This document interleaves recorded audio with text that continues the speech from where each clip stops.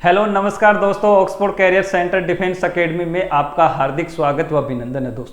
दोस्तों मैं सुनील गुर्जर और आज अपन चर्चा करने वाले हैं जनरल साइंस के पार्ट 2 ऑब्जेक्टिव क्वेश्चंस के बारे में। तो देखो, पार्ट 2 ऑब्जेक्टिव क्वेश्चंस से पहले अपन ने पार्ट फर्स्ट के ऑब्जेक्टिव क्वेश्चंस के बारे में डिस्कस किया था और उन क्वेश्चंस के साथ में मैंने आपको कुछ एक्स्ट्रा इंफॉर्मेशन जो उन क्वेश्चन से रिलेटेड थी और एग्जाम ओरिएंटेड थी, जो एग्जाम के अंदर जिस प्रकार के क्वेश्चंस का लेवल है, जिस प्रकार के क्वेश्चन आजकल एग्जाम में पूछे जा रहे हैं, उन्हीं को मद्देनजर रखते हुए अपन ने उन क्वेश्चनों के बारे में डिस्कस किया था। आज उसी को आगे कंटिन्यू रखेंगे और पार्ट 2 के अंदर मैं आपके लिए और भी बेहतरीन क्वेश्चन आपके लिए लेके आया हूँ। ठीक है, तो आज जो है उन्हीं क्वेश्चनों के बारे में अपन डिस्कस करेंगे, साथ में उनसे रिलेटेड और क्या एक्स्ट्रा इंफॉर्मेशन जो है मैं आपको बता सकता हूं वो आपके साथ में साझा करने की कोशिश करूंगा। तो देखिए, शुरुआत करते हैं अपन पहले ही प्रश्न से। और पहला ही प्रश्न अपना क्या है? पहला प्रश्न अपना कि मानव शरीर में कैल्शियम संतुलन तथा अस्थियों में कैल्शियम की मात्रा कौन सी ग्रंथि नियंत्रित करती है? तो देखो, इसका राइट आंसर हो जाएगा पैराथायराइड ग्रंथि। क्या हो जाएगा? पैराथायराइड ग्रंथि, जिसको अपन बोलते हैं पीटीएच, पैराथायराइड ग्रंथि। ठीक है, देखो इसके अलावा देखो ये पैराथायराइड ग्रंथि पीटीएच हार्मोन स्रावित करती है, पैराथायराइड हार्मोन। इसके अलावा पीटीएच हार्मोन का दूसरा नाम क्या है गुरुजी? इसका दूसरा नाम है कोलिफ हार्मोन।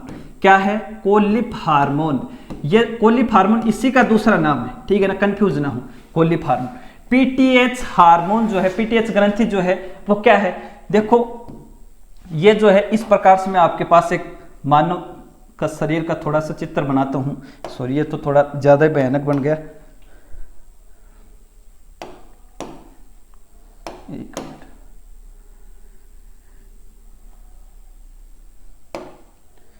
देखो जैसे इस प्रकार से एक बार छोटा सा बना रहा हूं मैं आपको समझने के लिए।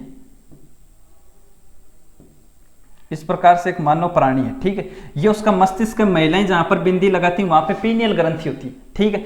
उसके बाद में एक हाइपोथैलेमस ग्रंथि होती है और एक होती है पीयूष ग्रंथि। इस प्रकार से मानव मस्तिष्क के अंदर 3 ग्रंथि होती है, पीयूष ग्रंथि, हाइपोथैलेमस ग्रंथि और पीनियल ग्रंथि। उसके बाद में अपन आते हैं इनसे नीचे, कहां पे? गले में। गले के अंदर देखो एक एच आकार की ग्रंथि, इस प्रकार से, किस प्रकार से? इस प्रकार से, ठीक है। इस प्रकार से एक एच आकार की ग्रंथि है जिसका नाम क्या है? थायराइड ग्रंथि। क्या नाम है? थायराइड ग्रंथि, थायराइड ग्रंथि, ठीक है। इसका क्या नाम है? इसका नाम भी लिख देता हूं, ये है पीनियल ग्रंथि। कौन सी है? पीनियल। जहां पर महिलाएं, भारतीय संस्कृति में महिलाएं जहां पर बिंदी लगाती हैं वहां पे पीनियल ग्रंथि होती है, ठीक। ये वाली है हाइपोथैलेमस। कौन सी है? हाइपोथैलेमस ग्रंथि। ये है साहब हाइपोथैलेमस ग्रंथि।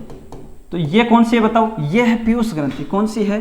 पीयूष ग्रंथि, जिसको अपन पिट्यूटरी ग्लैंड भी बोलते हैं, मास्टर ऑफ मास्टर ग्लैंड भी बोलते हैं, मास्टर ग्रंथि भी कहा जाता है, ठीक है।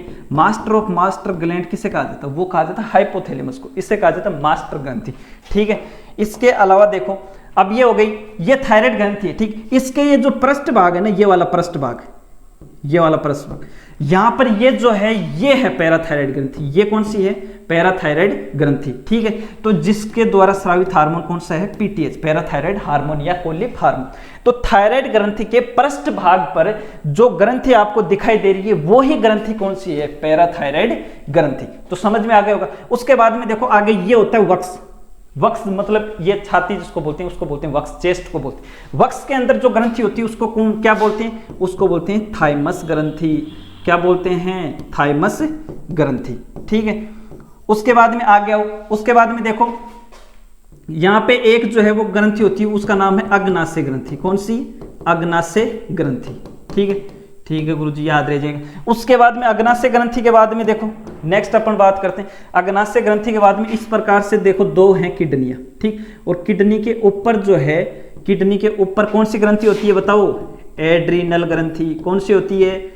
एड्रीनल ग्रंथि। किडनी के ऊपर जो ग्रंथि पाई जाती है उसका नाम है एड्रीनल ग्रंथि, ठीक है। उसके बाद में और क्या बच गया? उसके बाद में यहां पर जो है पुरुष के अंदर तो क्या पाया जाता है बताओ? पुरुष में तो जो है टेस्टोस्टेरोन हार्मोन, ठीक। और महिला के अंदर जो है प्रोजेस्टेरोन व एस्ट्रोजन हार्मोन, ठीक। महिला के अंदर प्रोजेस्टेरोन व एस्ट्रोजन हार्मोन।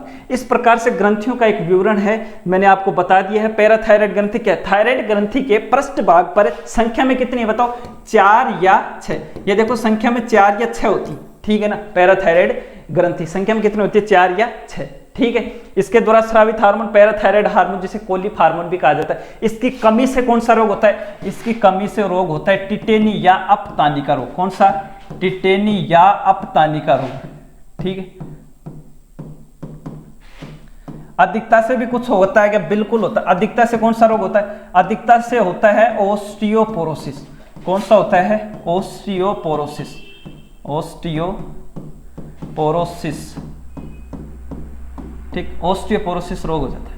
देखो ओस्टियोपोरोसिस रोग दो है, एक ओस्टियोपोरोसिस होता है पीटीएच हार्मोन की अधिकता के कारण, एक ओस्टियोपोरोसिस महिलाओं के अंदर एस्ट्रोजन हार्मोन की कमी के कारण होता है। महिलाओं के अंदर 50 साल की उम्र के बाद में पीरियड्स आना बंद हो जाते हैं, जिसके कारण महिलाओं के अंदर एस्ट्रोजन हार्मोन की क्या हो जाती है, कमी हो जाती है। उस कमी के कारण महिलाओं की हड्डियां जो है वो क्षणभंगुर हो जाती हैं और उनके अंदर धीरे धीरे छिद्र छिद्र से होना स्टार्ट हो जाता है। इसके कारण महिलाओं के जोड़े जो हैं, हड्डियां हैं, उनके अंदर दर्द स्टार्ट हो जाता है, उसी को बोलते हैं ओस्टियोपोरोसिस। ठीक है, तो उसका इलाज क्या है, उसका इलाज है HRT, हार्मोन रिप्लेसमेंट थेरेपी।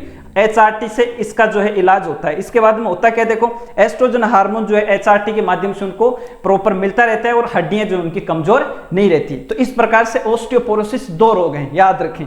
ठीक है, तो इसका पूरा पोस्टमार्टम अपन ने कर दिया है, तो पैराथायराइड ग्रंथि इसका क्या हो जाएगा, राइट आंसर। नेक्स्ट अपन चर्चा कर लेते हैं आगे। अगला अपना क्वेश्चन है, जैव ईंधन किस पादप के बीज से प्राप्त होता है। तो जैव ईंधन जो है वो जेट्रोफा पादप से के बीज से अपने को क्या होता है, प्राप्त होता है। और लगभग जो है वो 1 किलोग्राम जेट्रोफा पादप से जो है 1 किलोग्राम क्या मिलता है, ईंधन मिलता है। 1.06 है पूरा, 1.06। ठीक है, 1 मिनट भाई, इसका राइट आंसर क्या हो जाएगा, जेट्रोफा। और 1.06 किलोग्राम से जो है कितना मिलेगा आपको, 1 किलोग्राम, वो क्या मिलेगा आपको, जैव ईंधन प्राप्त होता है। तो किससे मिलेगा, जेट्रोफा पादप से। ठीक है, हो जाएगा क्लियर। तीसरा प्रश्न देखो, तीसरा क्वेश्चन क्या है, अग्निशामक यंत्र में बोतल में रखे सांद्र सल्फ्यूरिक अम्ल के साथ निम्नलिखित में से किसका सांद्र विलयन रखा जाता है। बहुत ही अच्छा और इंपॉर्टेंट क्वेश्चन है। ठीक है, तो क्या रखा जाता है बताओ, अग्निशामक यंत्र जो है बोतल है उसके अंदर सांद्र सल्फ्यूरिक अम्ल, इसका सूत्र क्या होता है, H2SO4। H2SO4, इसके बारे में कुछ एक्स्ट्रा इंफॉर्मेशन क्या है, देखो इसे अम्लों का राजा कहा जाता है। क्या कहा जाता है, अम्लों का राजा। किसे कहा जाता है, H2SO4। आपसे पूछ ले रसायनों का राजा, तो रसायनों का राजा भी किसे कहा जाता है, वो भी H2SO4 को ही कहा जाता है। ठीक है, सबसे प्रबल अम्ल अगर आपसे पूछ ले, सबसे प्रबल अम्ल, सबसे प्रबल एसिड, प्रबल अम्ल, सबसे प्रबल अम्ल कौन सा है बताओ, वो भी कौन सा है, H2SO4। ठीक है, तो इस प्रकार से अम्लों का राजा, रसायनों का राजा, सबसे प्रबल अम्ल कौन सा है, H2SO4, जिसे सांद्र सल्फ्यूरिक अम्ल कहा जाता है। इसका ज्यादातर उपयोग किस में होता है, बैटरियों में होता है। किस में होता है, बैटरियों में। बैटरियों में जो है इसका ज्यादा यूज होता है, इस चीज को भी आप ध्यान में रखें। ठीक है ना, तो इसके साथ में क्या मिलाया जाता है, देखो इसके साथ में मिलाया जाता है सोडियम बाइकार्बोनेट। सूत्र क्या होता है इसका, NaHCO3। क्या होता है, NaHCO3। इसके भी कुछ उपनाम है क्या, बिल्कुल हैं। इसके क्या क्या नाम है देखो, इससे ही तो बोलते हैं बेकिंग सोडा। क्या बोलते हैं, बेकिंग सोडा। इससे ही तो बोलते हैं कुकिंग सोडा। क्या बोलते हैं, कुकिंग सोडा। इससे ही तो बोलते हैं कुकिंग सोडा। इससे ही तो बोलते हैं मीठा सोडा। इससे ही तो बोलते हैं मीठा सोडा। इससे ही तो बोलते हैं खाने का सोडा। इससे ही तो बोलते हैं खाने का सोडा। और रोटियां जो हैं उनको फुलाने के लिए भी इसका यूज होता है, सोडियम बाइकार्बोनेट का। ठीक है ना, याद रखना है इसको। रोटियां जो है खाने की रोटी, ठीक है ना, उसको फुलाने के लिए किसका यूज होता है, सोडियम बाइकार्बोनेट का। ठीक है, तो ये इसके साथ में मिलाया जाता है। इसके अलावा देखिए कैल्शियम कार्बोनेट, इसका सूत्र क्या है, CaCO3। ठीक है, इसके अलावा सोडियम क्लोराइड, इसका सूत्र क्या है, NaCl। ठीक है, उसके बाद में सोडियम सल्फेट है, सॉरी, तो इसका क्या हो जाएगा, NaSO4। और ये जो है सोडियम क्लोराइड, इसका क्या हो जाएगा, NaCl। और नमक का सूत्र क्या है, NaCl ही तो होता है नमक का सूत्र। ठीक है ना, तो इस प्रकार से इसका उत्तर क्या हो जाएगा, सोडियम बाइकार्बोनेट। ठीक है, नेक्स्ट आगे बढ़ो। अगला जो क्वेश्चन अपना, परमाणु भट्टी में कौन सा ईंधन प्रयुक्त किया जाता है। तो बताओ किसको पता है परमाणु भट्टी में कौन सा ईंधन प्रयुक्त किया जाता है? तो परमाणु भट्टी जो है उसके अंदर किसका होता है बताओ? यूरेनियम का यूज होता है। किसका होता है? यूरेनियम का। परमाणु भट्टी में यूरेनियम का उपयोग किया जाता है। और यूरेनियम भी कौन सा है? यूरेनियम 235। कौन सा? यूरेनियम 235। ठीक है। भारी जल का सूत्र क्या होता है? भारी जल का सूत्र होता है D2O। D2O, ठीक है ना। भारी जल का सूत्र क्या होता है? D2O। D2O जो है इसको क्या बोलते हैं और क्या बोलते हैं? इसको ड्यूटेरियम ऑक्साइड। क्या बोलते हैं? Deuterium oxide. ड्यूटेरियम ऑक्साइड, ठीक। ये जो है भारी जल का सूत्र है। भारी जल का यूज किसमें होता है? भारी जल का यूज जो है वो अभिक्रिया की गति को मंद करने के लिए ग्रेफाइट और भारी जल का यूज होता है, ठीक है ना। इसको याद रखें। तो इसका उत्तर क्या हो जाएगा? यूरेनियम 235। परमाणु भट्टी में ईंधन के रूप में किसका यूज होता है? यूरेनियम 235। आपसे ऐसे पूछा जा सकता है परमाणु भट्टी कौन सी ऊर्जा को किस ऊर्जा में बदलती है? नाभिकीय ऊर्जा को किस में बदलती है? विद्युत ऊर्जा में। किस में बदलती है? विद्युत ऊर्जा में, ठीक है। विश्व की पहली परमाणु भट्टी बताओ कौन सी है? विश्व की पहली परमाणु भट्टी अगर आपसे पूछ ले तो कौन सी है? शिकागो विश्वविद्यालय द्वारा बनाई गई थी। शिकागो विश्वविद्यालय, विश्व की पहली परमाणु भट्टी शिकागो विश्वविद्यालय द्वारा बनाई गई थी। कहां पे? अमेरिका। भारत की पहली परमाणु भट्टी आपसे पूछ ले, भारत की पहली परमाणु भट्टी तारापुर। तारापुर कहां पड़ता है? हम महाराष्ट्र में, महाराष्ट्र में। और तारापुर जो है उस भट्टी का नाम क्या था? अप्सरा। क्या था? अप्सरा। कौन सा नाम था? अप्सरा, ठीक है। इसके अंदर देखो नियंत्रक छड़ें होती हैं जिसके रूप में कैडमियम व बोरोन की छड़ों का यूज किया जाता है, ठीक है। अभिक्रिया की गति को मंद करने के लिए ग्रेफाइट व भारी जल का यूज किया जाता है, ठीक है। जो परमाणु भट्टी है इसका तुमसे खोज करता पूछ ले, बताओ कौन सा है? रोमरिको फर्मी। कौन है? रोमरिको फर्मी। कब की थी? 1945 में। कब की थी? 1945 में। ये भी याद रखना, ठीक है। तो इस प्रकार से इससे रिलेटेड जो भी इंफॉर्मेशन थी मैंने सारी की सारी आपको बता दी है, ठीक है। नेक्स्ट अपन चर्चा करते हैं अगले क्वेश्चन पे। और अपना अगला क्वेश्चन है फोटोग्राफी में उपयोग किया गया प्रकाश संवेदी यौगिक है तो कौन सा है बताओ? फोटोग्राफी में यूज किसका होता है? सिल्वर ब्रोमाइड का। किसका होता है? AgBr। किसका? AgBr का। सिल्वर क्लोराइड का सूत्र क्या है? AgCl। क्या है? AgCl, ठीक है। सिल्वर आयोडाइड का सूत्र क्या है? AgI। क्या है? AgI। देखो आपको एक चीज बता देता हूं, AgCl एक है, AgI और एक है AgBr, ठीक है। ये है सिल्वर क्लोराइड। सिल्वर क्लोराइड का यूज होता है फोटोक्रोमेटिक कांच बनाने में। किसमें? फोटोक्रोमेटिक कांच बनाने में। फोटोक्रोमेटिक कांच बनाने में, ठीक है। फोटोक्रोमेटिक कांच बनाने में किसका यूज होता है? बताओ AgCl का, ठीक। आपसे पूछ ले कि AgI का यूज किसमें होता है? सिल्वर आयोडाइड का यूज होता है कृत्रिम वर्षा करवाने में। इंपॉर्टेंट भी है, क्वेश्चन पूछा जा चुका है। कृत्रिम वर्षा करवाने में किसका यूज होता है? कृत्रिम वर्षा करवाने में, ठीक। और AgBr ये है फोटोग्राफी। क्या है? फोटोग्राफी। जो अभी आपके बोर्ड पे स्क्रीन पे सामने जो क्वेश्चन है वो है AgBr, सिल्वर ब्रोमाइड। किस में? फोटोग्राफी में, ठीक है। तो राइट आंसर क्या हो जाएगा? AgBr। नेक्स्ट क्वेश्चन है अपना अगला क्वेश्चन है दृष्टि दोष निवारण में किसका उपयोग किया जाता है? दृष्टि दोष निवारण में किसका उपयोग किया जाता है बताओ? लेंसों का। भाई किसी के भी कोई भी दृष्टि दोष हो जाए, ठीक है। चश्मा किसका बनेगा बताओ? चश्मा बनेगा लेंसों का। किसका बनेगा? लेंसों का चश्मा बनता है। लेंस भी कौन से? अवतल लेंस, उत्तल लेंस और बेलनाकार लेंस, और कौन से? और भी बहुत कुछ है, ठीक। तो दृष्टि दोष में देखो मैं आपको कुछ एक्स्ट्रा इंफॉर्मेशन बता रहा हूं, उस चीज को आप ध्यान में रखोगे तो आपका काम बन जाएगा।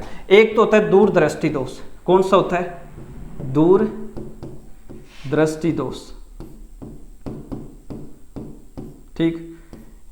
एक होता है निकट दृष्टि दोष। कौन सा होता है? निकट दृष्टि दोष। एक होता है साहब जरा दृष्टि दोष। जरा दृष्टि दोष। एक होता है साहब अबिंदुकता। कौन सा होता है? बिंदुकता। ठीक है, एक और होता है वो बताऊंगा आपको। देखो दूरदृष्टि दोष अगर आपके हो रहा है तो इसके उपचार के लिए क्या, इधर लिख देता हूं उपचार। ठीक, दूरदृष्टि दोष अगर आपके हो रहा है तो उपचार के लिए कौन सा लेंस काम में लोगे, उत्तल लेंस। कौन सा, उत्तल लेंस से निर्मित चश्मा काम में लो। ठीक, निकट दृष्टि दोष अगर आपके हो रहा है तो कौन सा लेंस काम में लेना है, अवतल लेंस। कौन सा लेना है, अवतल लेंस काम में लेना है। ठीक, अगर जरा दृष्टि दोष अगर आपके हो रहा है तो उत्तल प्लस अवतल, उत्तल प्लस अवतल लेंस काम में लेना है, जिसको क्या बोलते हैं, द्विफोक्सी लेंस। क्या बोलते हैं, द्विफोक्सी। ठीक है, इसके बाद में अबिंदुकता, इसमें कौन सा लेंस काम में लेते हैं बताओ, बेलनाकार लेंस। कौन सा, बेलनाकार लेंस। ठीक है, जिसको इंग्लिश में बोलते हैं सिलेंड्रिकल लेंस। ठीक है, इसको बोलते हैं द्विफोक्सी लेंस। तो इस प्रकार से क्वेश्चन पूछा जा चुका है एग्जाम में, दूरदृष्टि दोष के निवारण हेतु किस प्रकार के लेंस का उपयोग किया जाता है, तो उत्तल लेंस का। निकट दृष्टि दोष के निवारण हेतु किस प्रकार के लेंस का उपयोग किया जाता है, अवतल लेंस का। जरा दृष्टि दोष के निवारण हेतु द्विफोक्सी लेंस, अबिंदुकता के निवारण के लिए बेलनाकार लेंस। ठीक है, इसके अलावा भी कुछ है क्या, एक है देखो कलर विजन, वर्णांधता रोग। ठीक है ना, कलर विजन में क्या होता है, उसके कोई लेंस नहीं। कलर विजन एक ऐसा रोग है जो आनुवंशिक रोग है और आज तक उसका कोई इलाज संभव नहीं हो पाया है। ठीक है, वो चीज भी आप ध्यान में रखें। अगला क्वेश्चन अपना क्या है, अगला क्वेश्चन है डायनेमो एक मशीन है जिसका कार्य, देखो डायनेमो क्या करता है, डायनेमो क्या करता है, यांत्रिक ऊर्जा को विद्युत ऊर्जा में रूपांतरित करता है। ठीक है, ये याद रखें। और डायनेमो जो है, इसके अलावा जनरेटर, क्या है, जनरेटर। देखो ब्याह शादियों के अंदर जनरेटर देखा होगा, जनरेटर क्या करता है, यांत्रिक ऊर्जा को किस में कन्वर्ट कर रहा है, विद्युत ऊर्जा में कन्वर्ट करता है। तो जनरेटर भी क्या करता है, यांत्रिक ऊर्जा जो है उसको किस में चेंज करता है बताओ, विद्युत ऊर्जा में परिवर्तित कर। इसके अलावा आपसे विद्युत मोटर भी पूछी जा सकती है। क्वेश्चन आ जाए, बताओ विद्युत मोटर कौन सी ऊर्जा को किस ऊर्जा में रूपांतरित करता है, तो विद्युत मोटर किसके करता है, विद्युत ऊर्जा को, इसका उल्टा कर देना भाई, इसका उल्टा करोगे तो विद्युत ऊर्जा को यांत्रिक ऊर्जा में। ठीक है ना, यांत्रिक ऊर्जा में। ये बात भी आप जो है याद रखनी। ठीक है, इसके अलावा नेक्स्ट क्वेश्चन पे अपन बात करते हैं। अगला है कंक्रीट की बनी सड़क पर चलने, कंक्रीट पर बनी सड़क पर चलने की अपेक्षा बर्फ पर चलना अधिक कठिन है। क्यों है, क्योंकि देखो बर्फ पर चलना अधिक कठिन इसलिए क्योंकि बर्फ पे अपन फिसल जाएंगे, और फिसलते किस कारण, अगर घर्षण बल का मान शून्य हो जाए तो आदमी गिर जाता है। ठीक है, चल नहीं पाएगा अगर घर्षण बल का मान कम होगा तो। ठीक है, तो अपन जो है वैसे धरातल पे चल रहे हैं तो वहां पर जो है पैरों और धरातल के मध्य घर्षण बल प्रॉपर कार्य करता है, इस कारण से अपन चल पा रहे हैं। तुम चल पा रहे हो तो उसका कारण क्या है, घर्षण बल का। ठीक, अगर घर्षण बल का मान शून्य कर दिया जाएगा तो आप चल नहीं पाओगे। ठीक है, फिसल के गिर जाओगे। इसलिए बर्फ जो है उस पर घर्षण बल का मान कम होता है। घर्षण बल का मतलब है फ्रिक्शन फोर्स। कौन सा है, फ्रिक्शन फोर्स। ठीक है, तो आप चल नहीं पाओगे, इसलिए बर्फ पर जो है घर्षण बल का मान कम होता है। इस प्रकार का कोई ऑप्शन होगा इसमें। देखो पैरों व कंक्रीट के मध्य घर्षण की अपेक्षा पैरों बर्फ के मध्य घर्षण कम होता है, और बिल्कुल सही बात है। तो राइट आंसर क्या हो जाएगा, C option is the right answer. अगला क्वेश्चन, अगला क्वेश्चन है बिलिरुबिन व बिलिवर्डिन कहां पाए जाते हैं। बिलिरुबिन व बिलिवर्डिन कहां पाए जाते हैं, पित्तरस में पाए जाते हैं। क्या पाए जाते हैं, कहां पे पाए जाते हैं, पित्तरस में। और दोनों का ही काम क्या है, देखो दोनों को काम क्या है, जो तुम्हारा मल होता है उसको रंग प्रदान करते हैं। मल को, एक मिनट, ठीक, मल को रंग प्रदान करते हैं। ठीक है ना,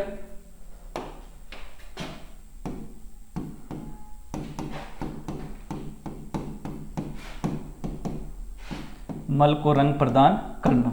ठीक है, और ये जो बिलिरुबिन व बिलिवर्डिन जो है ये क्या है, एक प्रकार के पित्त वर्णक हैं। क्या है, एक प्रकार के पित्त वर्णक हैं, और एक प्रकार के अपशिष्ट पदार्थ हैं। ठीक है, अपशिष्ट पदार्थ हैं। क्या है, अपशिष्ट पदार्थ हैं। क्या है, अपशिष्ट पदार्थ। ठीक, अपशिष्ट पदार्थ हैं। ठीक है, और क्या याद रखना, देखो पित्तरस की बात आ रही है तो पित्तरस क्या करता है, पित्तरस क्या करता है, पित्तरस करता है साहब अम्लीय भोजन को जो है, अम्लीय को किस में परिवर्तित कर देता है, क्षारीय में परिवर्तित कर देता है। ठीक है, इसके अलावा पित्तरस का आपसे पीएच मान पूछ ले तो 7.6 से 7.7 तक इसका क्या होता है, पीएच मान होता है। तो इस जो है ये बात आपको ध्यान में रखनी। ठीक है, नेक्स्ट क्वेश्चन पे अपन चर्चा करते हैं। अगला क्वेश्चन अपना है एस्केरेसिस रोग का रोग कारक है। एस्केरेसिस रोग जो है उसका रोग कारक क्या है।